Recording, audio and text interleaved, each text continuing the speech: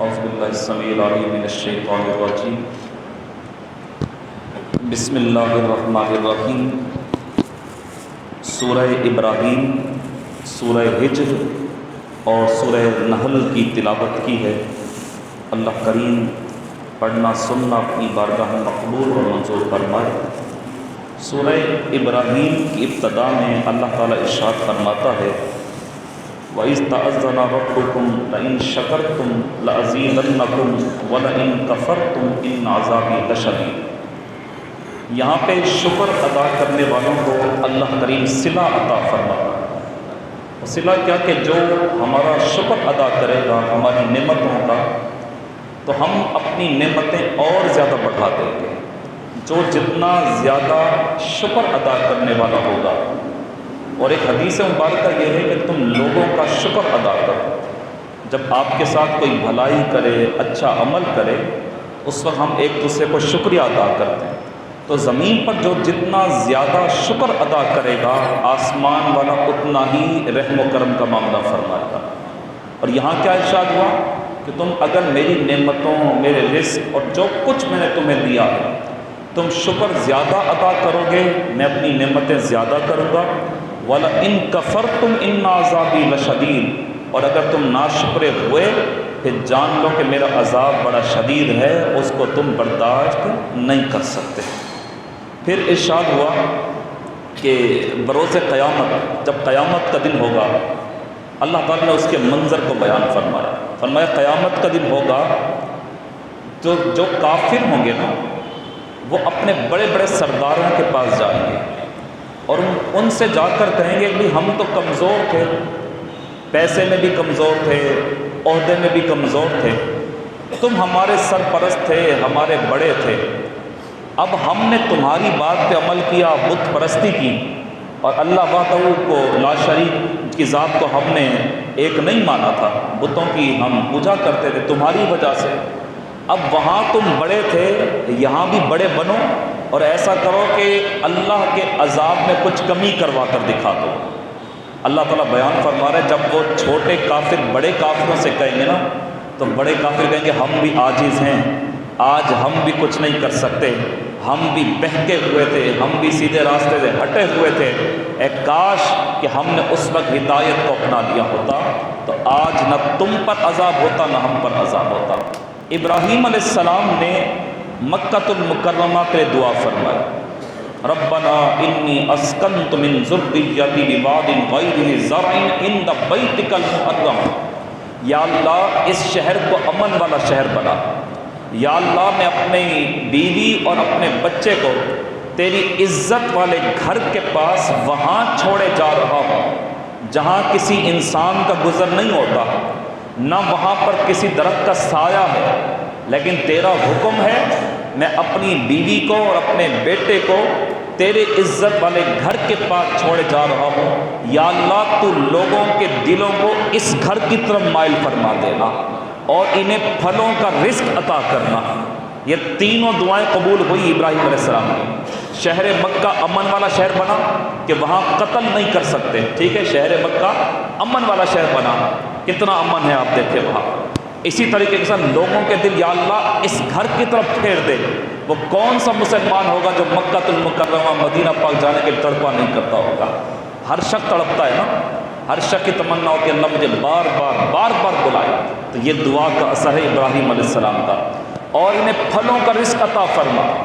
حیرت زدہ ہو جاتے جب وہاں جاتے ہیں، ہر طرح کا پھل وہاں پر مل رہا ہے، جبکہ لگانے والے سے کھجوریں لگاتے ہیں لیکن آم بھی وہاں پہ مل اور اچھی نسل کا مل رہا ہے۔ تو یہ کیا ہے؟ ابراہیم علیہ السلام کی دعا کی برکت ہے، اور اس دعا کو اللہ پاک نے اپنی بارگاہ میں قبول و منظور فرمایا۔ اسی طریقے کے ساتھ سورہ ہجر میں جو ہم نے پڑھا، پھر اس واقعے کو اللہ پاک نے دہرایا کہ جب وہ آدم علیہ السلام کو اللہ پاک نے تیار کیا وَنَفَخْتُ فِيهِ مِن رُوحِي فَقَعُوا لَهُ سَاجِدِينَ، فرشتوں سے کہا ہم نے اپنی روح کو آدم کی ذات میں پھونک کے اس کو سجدہ کرو۔ تمام فرشتے سجدے میں، لیکن شیطان نے انکار کر دیا۔ کیا کہا کہ میں تو آگ سے بنا ہوں اور آدم تو بدبودار سیاہ مٹی سے بنائے گئے ہیں، تو میں تو افضل ہوں۔ تو اللہ تعالیٰ نے اپنی بارگاہ سے نکالا۔ اب اس نے وہاں کیا کہا کہ مجھے قیامت تک کے لیے مہلت دی جائے، میں تیرے بندوں کو تیرے راستے سے ہٹاؤں گا، سرکشی کروں گا۔ اللہ پاک نے بھی اس کے چیلنج کو قبول کہا، جا تجھے کھلا اختیار ہے، قیامت تک جا تجھے مہلت دی، جو تیری پاس آئیں گے میری راہ سے ہٹ آئیں گے تو جس پہ حملہ کرے گا وہ تو الگ بات، مگر جان لے جو میرے بندے ہوں گے نا، یہ رحمان اپنے بندوں کی صفت بیان کر رہا ہے، جو خالص میرے بندے ہوں گے، پروردگار کی مدد ان کے ساتھ ہوگی، تو صبح ان پہ حملہ کرے گا وہ صبح مجھے یاد کریں گے، تو شام کو اس پہ حملہ کرے گا اور شام کو مجھے یاد کریں گے، وہ میری راہ سے نہ ہٹیں گے یہاں تک کہ تو ناکام اور نامراد ہو جائے گا، مگر جو تیری راہ پہ آ جائیں گے پھر میرے عذاب کا ذائقہ بھی وہ چکھے۔ اللہ اکبر کبیرہ۔ پھر اللہ تعالیٰ نے ارشاد فرمایا کہ کفار کے مال و دولت کی طرف نظر اٹھا کر نہ دیکھو، تم مومن آپس میں شفقت کرو۔ کتنا خوبصورت کلام ہے کہ کفار کے مال و دولت کو دیکھ کر، ان کے ملک کو دیکھ کر، ان کے رہن سہن کو دیکھ کر کبھی بھی احساس کمتری میں مبتلا نہ ہونا، اس لیے کہ تمہارے پاس جو سب سے بڑی دولت ہے وہ دولت ایمان ہے، وہ اس سے بالکل ختم ہے، ان کے پاس ایمان نہیں ہے، اس سے بڑی بھلا کوئی دولت ہو سکتی؟ تو لہٰذا ان کے کپڑوں کو، ان کے پیسوں کو، ان کی گاڑیوں کو، ان کے ممالک کو دیکھ کر کبھی بھی احساس کمتری میں مبتلا نہ ہونا، نہ ان کے مال کی طرف دیکھنا، بلکہ یہ کرنا کہ تم مومن آپس میں محبت کرنا، تم آپس میں شفقت کرنا، اور اس محبت اور شفقت کی مثال اس وقت ملی جب رسول اللہ نے اخوت اور بھائی چارے کی مثال کو قائم فرما دیا۔ پھر ارشاد ہوا، کیا تم نے اپنی پیدائش کے مرحلے پر غور نہیں کیا کہ تمہیں پیدا کہاں سے کیا گیا؟ اس آیت کا شان نزول یہ تھا کہ مکہ والے اس بات کو نہیں مانتے تھے کہ مرنے کے بعد کوئی دوبارہ زندہ ہو سکتا ہے، اور ہمارا ایمان ہے کہ مرنے کے بعد دوبارہ زندہ کیا جائے گا، اٹھایا جائے گا، ہمارا ایمان ہے۔ ہم پڑھتے ہیں نا، ایمان مفصل میں پڑھتے ہیں کہ بعد الموت، ہم بعد موت کے بعد دوبارہ اٹھائے جائیں گے۔ انہوں نے انکار کر دیا۔ ابی بن خلف جو تھا یہ راستے سے گزر رہا تھا، مکہ کے کچھ لوگ اس کے پاس آئے، اس نے کہا ابی بن خلف، تم نے نہیں سنا کہ محمد اپنے ساتھیوں کو یہ کہتے ہیں کہ مرنے کے بعد دوبارہ اللہ پاک ذرات کو جمع کر کے بھی اسے انسان کو بنائے؟ اس نے کیا کہ راستے میں سے ایک ہڈی اٹھائی، وہ ہڈی لے کر ابی بن خلف رسول اللہ کی بارگاہ میں گیا۔ اچھا، یہ بڑا جھگڑالو قسم کا انسان تھا۔ جب حضور کی بارگاہ میں گیا تو اس نے کہا، آپ اپنے لوگوں کو یہ کہتے ہیں کہ مرنے کے بعد دوبارہ زندہ کوئی ہو جائے گا؟ یہ میرے ہاتھ میں ہڈی ہے، بتائیں کسی کی ہڈیاں نکل جائیں یہ ہڈی کیسے جڑے گی؟ اس ہڈی کے اوپر گوشت جس انسان کا ہو، جانور کو کیسے جڑے گا؟ جب اس نے یہ بات کہی، اللہ تعالیٰ نے سورہ نحل کی یہ آیت محبوب علیہ السلام کو وحی فرمایا میرے محبوب یہ تو ہڈی کی بات کرتا ہے، ہڈی میں شکل تو ہے، اوپر سے موٹی کہیں سے نیچی کچھ تو ہے، اس کو یہ بتاؤ جو اللہ ایک قطرہ جو ماں کے رحم میں جائے اس سے تیرے جیسا جھگڑالو انسان پیدا کر سکتا ہے تو اللہ کی قدرت ہے مرنے کے بعد دوبارہ زندہ بھی کر سکتا ہے۔ پھر فرمایا کیا تم نے سمندروں سے فائدہ نہیں لیا؟ ہم نے سمندروں کو پر بھی تمہاری تسخیر کر دی کہ تم اس میں کشتیاں چلاتے ہو، بحری جہاز چلاتے ہو، لاکھوں ٹن وزن کے آپ دیکھیں جہاز سمندروں میں رواں دوان ہے، کوئی کسی ملک سے جا رہا ہے، کوئی کسی ملک سے جا رہا ہے۔ اللہ تعالیٰ کی قدرت تو دیکھو، انسان حیران ہے کہ مولا تیری قدرت کے کیا کہنے۔ کیا کہا کہ سمندر کے فائدے کیا ہیں کہ اس پہ تم سفر کرتے ہو، دوسرا فائدہ کیا ہے تم اس میں مچھلی کا شکار کر کے تازہ گوشت حاصل کرتے ہو، تیسرا اس کا فائدہ کیا ہے سمندر کی تسخیر کا کہ تم اس میں سے زیور نکالتے ہو، یعنی یہاں سے یاقوت مرجان اور جو سیپیوں میں سے جو ہیرے نکلتے ہیں۔ اللہ نے اس کی بات کی۔ اللہ فرما رہے ہیں میرے یہ احسانات میرے محبوب کی امت پر ہیں کہ وہ چاہے تو اوپر سفر کریں، چاہے تو اندر سے گوشت نکالیں، اور زیادہ محنت کریں تو اندر سے وہ زیورات کو بھی نکال سکتے ہیں۔ یہ اللہ تعالیٰ نے ساری نعمتیں اپنے بندوں کے لیے بنائے رکھی ہوئی ہیں۔ پھر ارشاد ہوتا ہے کہ موت کے وقت جو پرہیزگار بندہ ہوتا ہے نا تو فرشتے جب اس کی موت کے وقت میں روح کو نکالنے آتے ہیں تو اللہ تعالیٰ نے اس پورے منظر کو اس سورہ مبارکہ میں بیان فرمایا۔ کئی لوگوں کو اللہ پاک الہام کی کیفیت عطا فرما دیتا ہے۔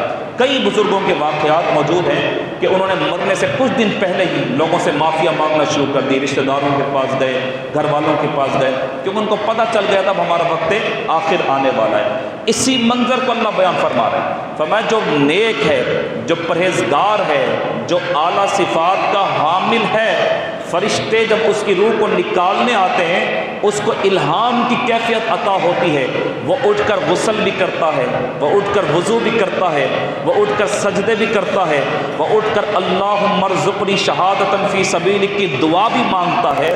پھر اللہ تعالیٰ مہاجر صحابہ کرام جنہوں نے ہجرت کی، کئی صحابہ کرام نے اپنا مال مکے میں چھوڑ دیا۔ پہلی ہجرت حبشہ ہوئی، پھر دوسری ہجرت حبشہ ہوئی، پھر تیسری ہجرت مدینہ ہوئی۔ حضرت عثمان رضی اللہ عنہ 2 دفعہ ہجرت کی، اور اسی طریقے سے کئی صحابہ کرام تھے جنہوں نے مال کو چھوڑا۔ اچھا، کئی صحابہ میں جن کے گھر والے بعد میں مال لے کر آئے، انہوں نے اپنے گھر والوں کو چھوڑا۔ اللہ اس صورت میں بیان فرما رہا ہے کہ انسان کے لیے سب سے مشکل مرحلہ کیا ہوتا ہے کہ جب اس کو اپنا مال چھوڑنا پڑے یا اپنے گھر والوں کو چھوڑنا پڑے۔ ان صحابہ نے فقط اللہ کے محبوب کی رضا کو سامنے رکھا، نہ مال کو دیکھا، نہ اولاد کو دیکھا، نہ گھر والوں کو دیکھا۔ ان کے بارے میں اللہ نے ارشاد فرمایا، پیارے ہمارا ان کے لیے صلہ یہ ہوگا، اور جا بجا اس کا ذکر ہوا، ہمارا ان کے لیے صلہ یہ ہوگا کہ زمین کے جس حصے پہ قدم رکھیں گے نا، تو ان کے قدم والی زمین کے اس حصے کو بھی اللہ تعالیٰ معطر و منور بنا دے گا۔ اللہ پر، اور آخرت میں جو ان کا صلہ ہوگا، بقیہ تمام لوگوں سے جدا ان کے محلات ہوں گے، تمام لوگوں سے جدا ان کو حور و غلمات عطا کیے جائیں گے، تمام لوگوں سے جدا ان کو پوشاکیں اللہ پاک عطا فرمائے گا۔ پھر ارشاد ہوا، وَإِذَا بُشِّرَ أَحَدُهُم بِالْأُنثىٰ ظَلَّ وَجْهُهُ مُسْوَدًّا وَهُوَ كَظِيمٌ۔ ایک کافر کی اس کیفیت کو اللہ نے بیان فرمایا، فرمایا یہ کافر ایسے ہیں جب ان کے گھر میں بیٹی کی ولادت ہوتی ہے تو ان کا چہرہ کالا ہو جاتا ہے، ان کا چہرہ سیاہ ہو جاتا ہے، وہ سارا دن اپنا منہ چھپا کے رہتا ہے، کبھی کپڑا منہ پہ ڈالتا ہے، اور پوری کیفیت اللہ بیان فرما رہے ہیں۔ اس صورت میں کہا کہ ان کا چہرہ کالا ہو جاتا ہے، سیاہ ہو جاتا ہے، یہ اپنے چہرے کو چھپاتے ہیں اور اپنے ذہن میں سوچتے ہیں کہ اب اس کو کس انداز سے قتل کروں، معاشرہ تو مجھے جینے نہیں دے گا کہ میرے ہاں بیٹی کی ولادت ہو گئی۔ پھر اس وقت کے حال سے آپ واقعی آپ نے سنا کہ بیٹیوں کو زندہ دفن کر دیا جاتا تھا، وہ روتی رہتی تھی مگر ان پہ مٹی ڈال دی جاتی تھی۔ یہ اسلام کی حقانیت اور مذہب اسلام کا خاصہ ہے کہ اسلام نے سب سے پہلے اس گندی رسم کو رسول اللہ نے اپنے پاؤں تلے روندا، اور جب حضور کے پاس ایک صحابی آئے، انہوں نے کلمہ پڑھ لیا تھا، انہوں نے جب دیکھا کہ حضور علیہ الصلوۃ والسلام اپنی بیٹی فاطمہ سے بھی محبت کرتے ہیں، اور پھر ایک منظر یہ آیا کہ حضور حسنین کریمین سے محبت کر رہے ہیں، اس بندے نے آ کر کہا، یا رسول اللہ صلی اللہ علیہ وسلم، میں نے کئی شادیاں کی، میری کئی اولادیں ہوئی، میں نے تو آج تک اپنے بچوں کو اتنی گود میں نہیں بٹھایا، میں نے تو آج تک ان کو چوما نہیں۔ تو حضور علیہ السلام مسکرائے، فرمایا یہ محبت دے کر ہم معاشرے کو یہ سبق اور تلقین دے رہے ہیں، اگر کوئی باپ اپنے بیٹے سے پیار نہیں کرے گا تو کوئی غیر آ کر پیار کرے گا۔ لہٰذا اپنے بچوں سے محبت کرنا ایک حد تک یہ رسول اللہ کی تعلیمات میں شامل۔ اور حضور علیہ السلام نے فاطمہ الزہرا، ام کلثوم سے، حضرت زینب سے، حضرت رقیہ سے جو محبتیں پیش کی، اس کی مثال رہتی دنیا تک کوئی پیش نہ کر سکے گا۔ پھر اللہ تعالیٰ شہد کی مکھی کا ذکر کر رہا، کہا کہ ہم نے شہد کی مکھی کے دل میں یہ القاء کیا، پھلوں پہ جا کر بیٹھو، ٹھیک ہے، پھولوں پہ جا کر بیٹھو، ان کا رس چوسو۔ پھر اس نے رس کو اپنی ذات کے اندر لیا اور ایک چمکتا ہوا رس اس نے اپنی ذات سے باہر نکالا، اور اس سے عمدہ اور بہترین شہد جس میں ہم نے اپنی شفا رکھ دی، وہ تمہیں تحفے کے طور پر دیا۔ امام غزالی نے اس واقعے کو لکھا، احیاء العلوم میں موجود ہے۔ ایک دن شہد کی مکھی حضور کے سامنے تھی، حضور علیہ الصلوۃ والسلام نے اس شہد کی مکھی سے پوچھا، یہ بتاؤ تم مختلف پھلوں کا رس چوستی ہو، مختلف پھولوں پہ بیٹھتی ہو، ضروری تو نہیں کہ سارے پھل میٹھے ہوں، لیکن شہد سارا میٹھا ہوتا ہے، وجہ کیا ہے؟ ترش بھی ہوتے ہیں، کھٹے بھی ہوتے ہیں، بد ذائقہ بھی ہوتے ہیں، تم سب کا رس چوستی ہو، لیکن جب کوئی شہد نکالتا ہے شیریں ہوتا ہے، میٹھا ہوتا ہے، خوبصورت ہوتا ہے، اور جو اصلی ہوتا ہے کبھی جمتا نہیں ہے، خراب نہیں ہوتا۔ تو وجہ کیا ہے؟ اس شہد کی مکھی نے اپنی زبان سے جواب دیا، یا رسول اللہ، ہم شہد کے چھتے پر جب وہ شہد لا کے چھوڑ دیتی ہیں تو ہماری جو سردار مکھی ہوتی ہے نا، کہ وہ سب کو جمع کرتی، ہم چمٹ جاتے ہیں چھتے کے ساتھ، اور ہم آپ کے نام لے کر درود پڑھتے رہتے ہیں، اللہ تعالیٰ شہد کو میٹھا بنا دیتا۔ اللہ کریم ہم سب کی حاضری کو اپنی بارگاہ میں شرف قبولیت عطا فرمائے۔